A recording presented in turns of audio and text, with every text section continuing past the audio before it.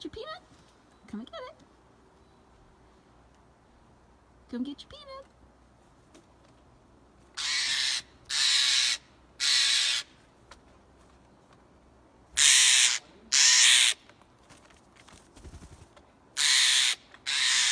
Yeah, it's just my phone. You don't have to be scared of it.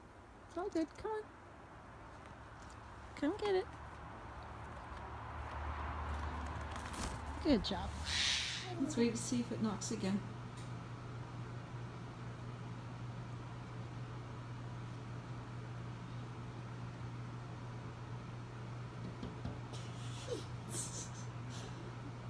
Wants another peanut.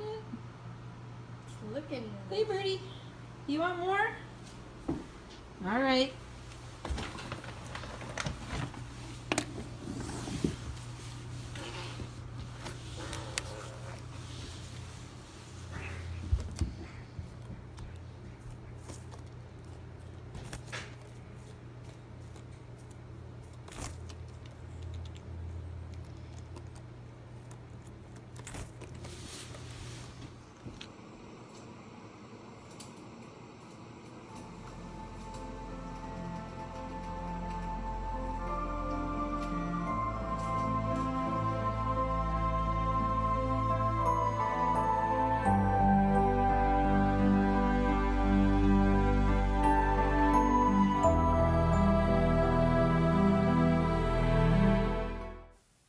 Up until now, I have only discussed dogs and cats on this channel. That is about to change. I am convinced that the road to a pet-free future is paved not with hate, but with compassion for animals and concerns about animal welfare. As Steven Pinker showed in his book entitled The Better Angels of Our Nature, humanity has become less cruel and more compassionate over time. This trend continues. Pet ownership has no place in a compassionate society. Research on social norms, activism, and social movements shows that once a group reaches a 25% tipping point, they can trigger a change in the rest of society and change the culture of an entire population. Studies show that activist groups like ours may initially grow through a slow increase in numbers until they reach a critical point. At this point, their popularity and influence can explode, having a remarkable influence on the broader population. We have seen this with #MeToo and Black Lives Matter. Once we get a quarter of the population to see how unethical it is to own pets, a pet-free future will be ours. So let's get busy with raising awareness. I was a pet owner for about 40 years until I realized how selfish, irresponsible, and cruel it is to own pets. While I have produced a number of videos that show how dog ownership is cruel to dogs, my main focus has been on the negative effects of pet ownership on humans, wildlife, and the environment. It is now time to take a closer look at the negative impact of pet ownership on the pets themselves, and to talk about animals other than cats and dogs. In my video called Other Dog Awareness Channels on YouTube, I promoted a YouTuber called Canine Critic. She mentioned to me recently that she has created a new YouTube channel called Scaled Avenger. I was very happy to hear this, as I have an affinity for creatures of the non-furry kind, and am deeply saddened and very upset by how the average person does not show any compassion towards them. She has not uploaded any videos to her new channel yet, but she is planning to produce awareness-raising content that will shine light on the evils of the pet industry and focus specifically on non-furry animals. She and I were talking about the extent to which reptiles are exploited on YouTube and how no one does anything about it because these animals aren't cute or furry. There are many YouTubers that get away with mistreating reptiles, and the general population enjoys such content because of the shock factor. I thought that I would make this video as an introduction to scaled Avenger, as well as to open your eyes to this horror. One insanely popular online personality on YouTube and on Instagram is Jay Brewer, or Jay's Prehistoric Pets. He makes a variety of videos, but his most popular ones tend to be videos where he tries to get a clutch of eggs away from a large female snake, and the animal reacts aggressively. He noticed the popularity of such videos and capitalizes on them. So what is wrong with this? The reasons are as follows. Number 1, the breeding box he keeps them in to lay eggs is way too small, or maybe he moves them into those small boxes. Either way, that's not nearly enough room for a large snake. Many people will say that snakes like small spaces. That is incorrect. They like to feel hidden. What they need is a large living space with plenty of opportunities to hide. Number 2, he provokes the snakes. The snakes are already irritable after laying eggs, and of course, they are protective as well. His exaggerated reactions, frequent hand movements, and loud noises make him look intimidating to the snakes. The snakes are reacting defensively, not offensively. Number 3, these snakes are breeders. That means he keeps them solely to produce young, which he then sells. They are not pets. They're like collector's items.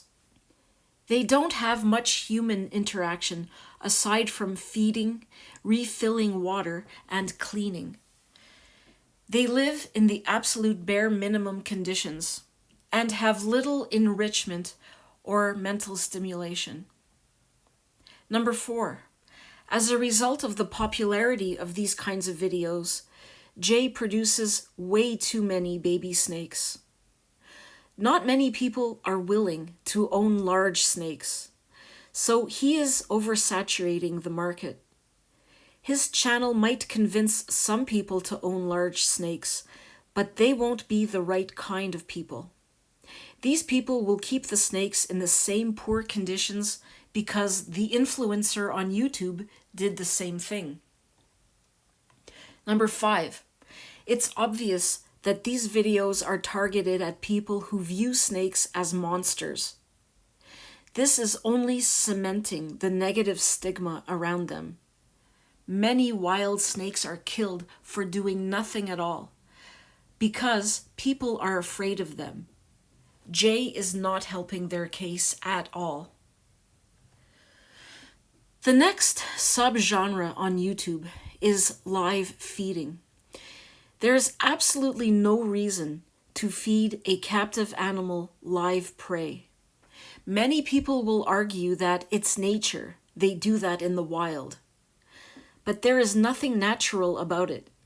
In the wild, the prey has an opportunity to escape, and the animal they are feeding the prey to is captive-born. That means they have no idea what it's like to live in the wild.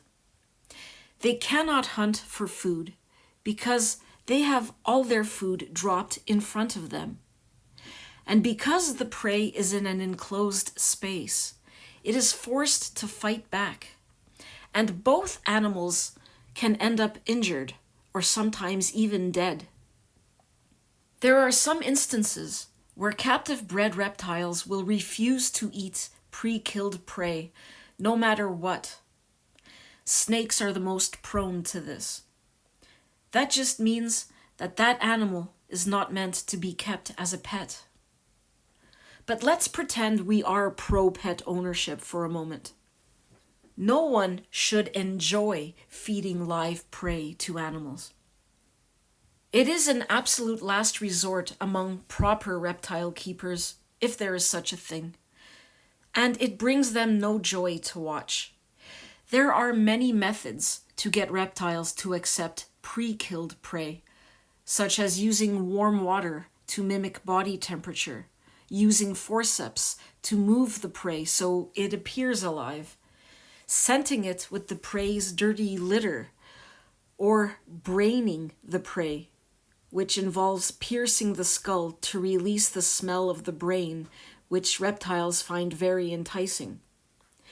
The situation is also controlled so that the predator is able to eat the prey without harm. This channel features a frog, not a reptile, but the story is the same. It makes a show of live feeding, and it pits the frog against dangerous prey.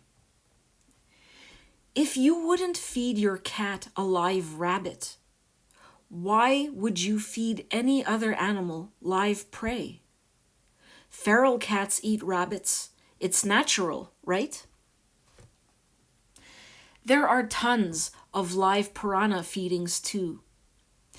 People who enjoy these videos think the animals in them are bloodthirsty, when they are the ones who are bloodthirsty and lacking in empathy. I am living proof that it is possible to expand one's circle of compassion. When I was a teenager, I owned a piranha. I kept it in a tank that was much too small for it because I didn't know better. I was told to feed it live goldfish and nothing else. I would feed it about once a week, if I remember correctly. And I would invite my friends over to watch the show. We would watch this piranha rip a goldfish apart. It would often take quite a while for the fish to die. I remember the fish missing half its body, and we could still see it gasping. It was terrible, and I can't believe that I, at one point in my life, thought this was entertaining, but I did. Today I know better. I realize I was given the wrong advice. Piranhas should not be fed live goldfish or other feeder fish if you can help it, because those fish transfer diseases and are not nutritionally balanced. I didn't realize until very recently that while many people feed piranhas mammalian foods such as chicken, beef heart, and other things, they shouldn't. They contain fats which the fish cannot metabolize that can cause health problems over time. Piranhas can and should be fed tropical flakes, granules, shrimp pellets, and frozen tropical fish foods. I didn't know this. How many people know this? Animals are just too complicated for us to keep as pets. Most people are ignorant, are given the wrong advice, and are unable to provide what animals need for a healthy and happy life. Here's another channel. For the longest time, this channel made videos featuring an anaconda named Medusa, who was very badly cared for. It had a respiratory infection. In some videos, it gasped for air and drooled a lot. Respiratory infections can be deadly if left untreated. They made live feeding videos under the guise of education. They have even fed Medusa roadkill raccoons and maggot-infested squirrel. They have since stopped posting, but I don't think Medusa is alive. There's one last very bizarre genre Scaled Avenger calls primitive man rescues. There used to be tons of videos when she was researching this topic last year, but we can't seem to find any now. Perhaps YouTube cracked down on them, which is good. These kinds of videos feature a half-naked man pretending to act primitively that encounters some kind of cute animal, such as a puppy, kitten, duckling, or rabbit, trapped in a hole with a snake or a lizard or a crocodile. He then, quote unquote, saves the cute animals, and what he does with the predator animal ranges from chasing it away to killing and cooking it. It is very obviously set up.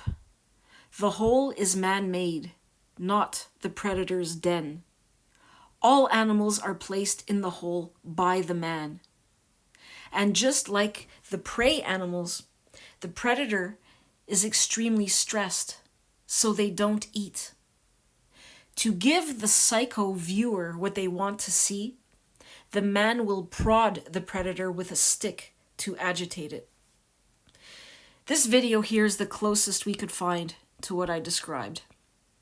Scaled Avenger will be talking to us about amphibians and fish too.